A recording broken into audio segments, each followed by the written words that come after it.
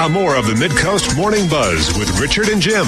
Radio 9, WCME. This past Saturday in Bath, there was a public forum that was hosted by Midcoast Representative Jennifer DeChant and also tabled by Representative Diane Russell of Portland on the proposed legalization of marijuana in Maine. The gentleman who was expressing his concerns at the forum is Sagadahoc County Sheriff Joel Mary, who is with us now in studio. Sheriff Mary, thank you so much for coming in this morning. If you could briefly tell us, what is your primary concern about legalization in Maine as a law enforcement official? Well, thank you for having me here this morning and allowing to respond to some of this. I think it is about concerns and unintended consequences, and I think as far as law enforcement goes in the state of Maine, we look at marijuana as a decriminalized substance. Our concern is that it migrates into the hands of underage young people, those even under the age of 18. One of our other concerns, of course, is the prevalence of a black market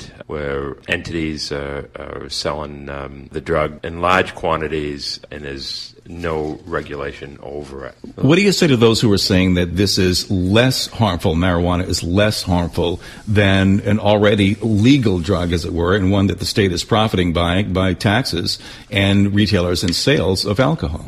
Yeah, we hear a lot about that, about it being kind of less harmful. One of the newer arguments that I've heard just recently is how many times have law enforcement officers responded to calls of domestic violence where marijuana has been the cause of the issue as opposed to alcohol. We know the devastating effects that alcoholism causes in the home. But I would suggest that people aren't openly talking about their marijuana usage, and that marijuana usage is a stress factor in many homes today, and it can cause problems within relationships and whatnot. But we know alcohol is an addictive substance, but we also know that it's widely accepted within our society, so widely so that it makes it difficult to contain it as such. So my concern is, why do we want to introduce just another substance in which does have some quantitative ill effects on young people, particularly when it comes to the development of their brain and their capacity to learn and to be ambitious and et cetera?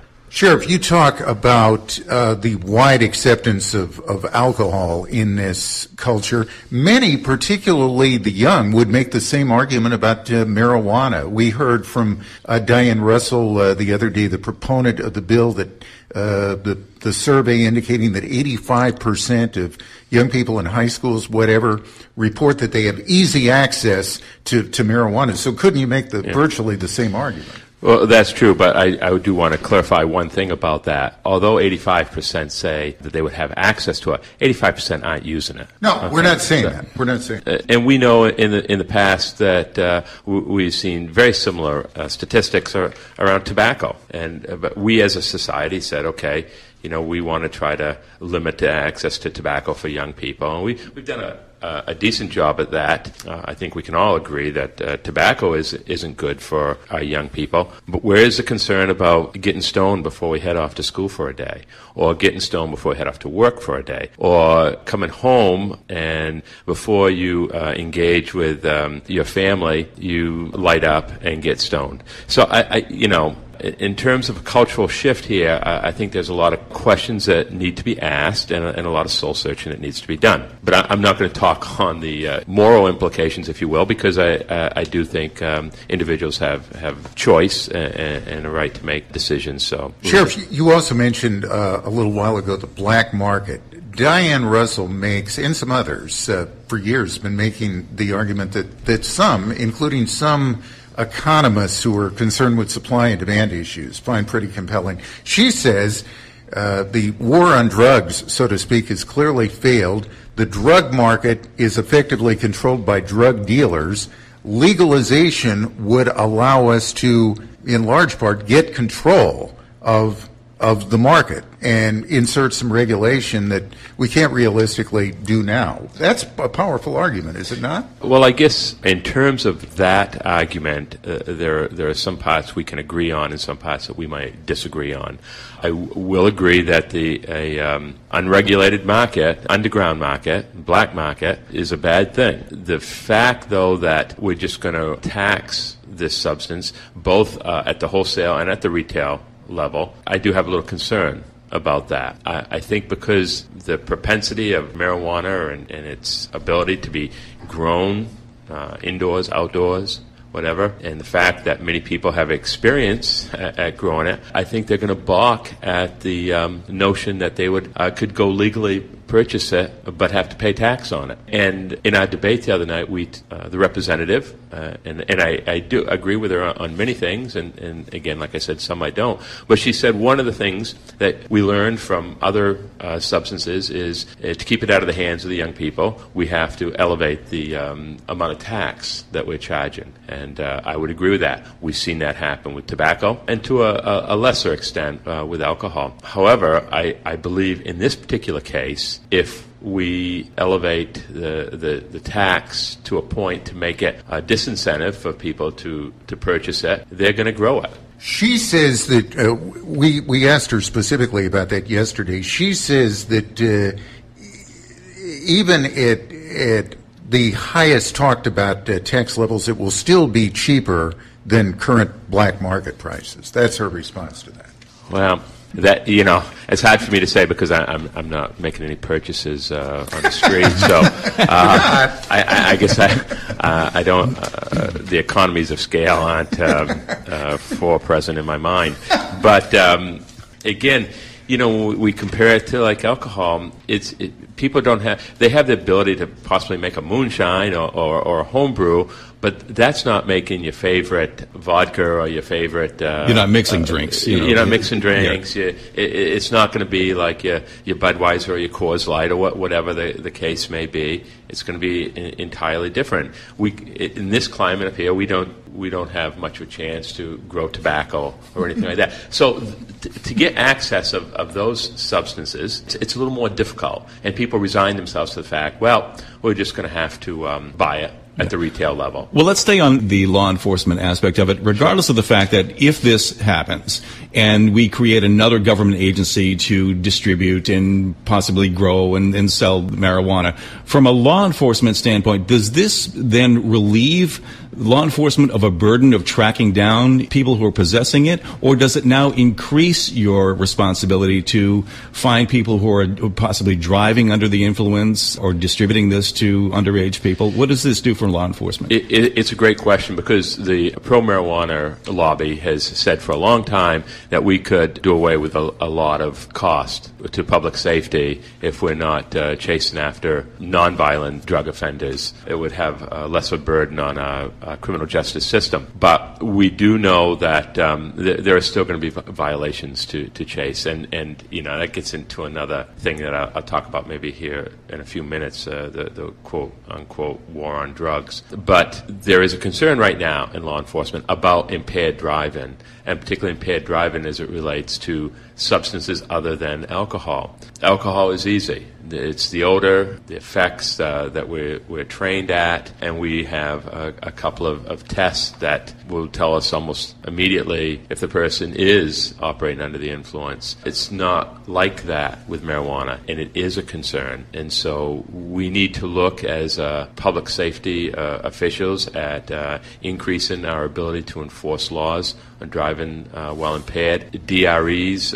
drug recognition experts, are considered the single best tool to use, if you will. I think other countries, particularly in Europe and down under, Australia, have allowed the use of what they call tongue swabs, which can be tested and can give you an immediate impact. This country doesn't allow that, so we've got to do, before we bust this thing wide open, I think we've got to ask ourselves a lot of other questions, and that gets to the unintended consequences. Radio 9 WCME, it is 7:45 in the morning, 7:45. Jim Bleikamp here with Richard Kazimer, and we're talking to Joel Mary, the sheriff of Sagadahoc County, who is a declared skeptic when it comes to proposed marijuana legalization legislation that's currently pending here in Maine. Sheriff, you certainly are a veteran law enforcement official. I think you've been at it for 35 years. I think you were an assistant chief in Bath for a number of years, correct? Yeah, a few less years than that, but... You know. Okay, well, I don't want to overdo it. Yeah. But you're also very mindful of the political culture. You're an elected sheriff. It certainly seems to me, just as a reporter, from what I observed, that the political momentum right now in the state is on the side of the legalization movement. Do you agree with that? Oh, I absolutely agree with that. You know, the winds are changing here. There's no doubt. And here's where I do stand side by side with Representative Russell, is that as we go into this discussion and this legislation around whether or not to legalize the recreational use of marijuana, we need to look at the regulatory system infrastructure that we're going to have around this. Because quite frankly, as much as we did around the medicinal use of marijuana, I believe in so many ways that has failed. And my concern is that this will too, if not regulated. And once it becomes legal, if it goes to a referendum and is voted to be accepted by the people, then I think it's really important that we have a good regulatory structure in place that will prevent the black market, prevent it seeping into the hands of underage people, into the hands of our children. So you've been very careful in this debate to declare yourself a skeptic rather than an opponent. I've heard you talk about that. But if there were a referendum on the ballot today, how would you vote?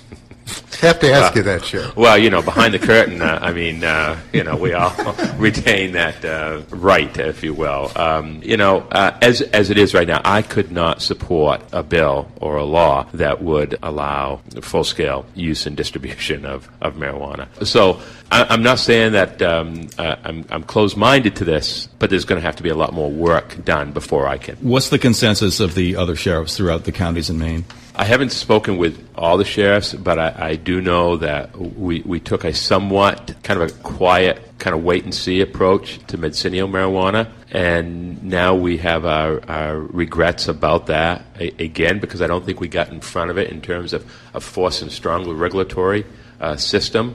And it's a little bit different because we're talking medical versus recreational use, certainly, and all the issues around medical providers and whatnot. But in some ways that has failed us. So I think the other sheriffs will agree that we need to be careful how we proceed, how we go down that road. We have one other item we want to pursue here with the sheriff, but before we go any further, I want to note something that we paid some attention to yesterday. Even though the Sheriff Joel Mary and Diane Russell, the state representative from Portland, have some differences of opinion on this issue, I want you to know, Sheriff, if you didn't know already, that Diane yesterday on these airwaves for everyone on the Midcoast to hear did state in response to a question from me that she does consider you to be her hero for pulling her car out of a snowbank over the winter. Yeah. She really appreciates it. Oh, thank you. And she did confirm that it wasn't as a result of OUI. Too, yes. So. Yeah.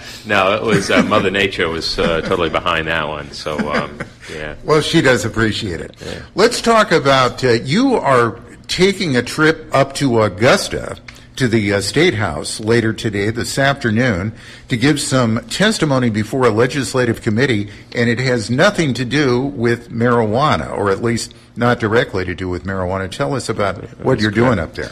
Well, as this is a pretty important issue for the residents of the state of Maine, and it's concerning the federal government's Affordable Care Act, and in respect to the state the extension of Medicaid, applying for extension of the benefits, which would allow people up to 138% of the federal poverty line to have access to, in this state, it's referred to as Maine Care.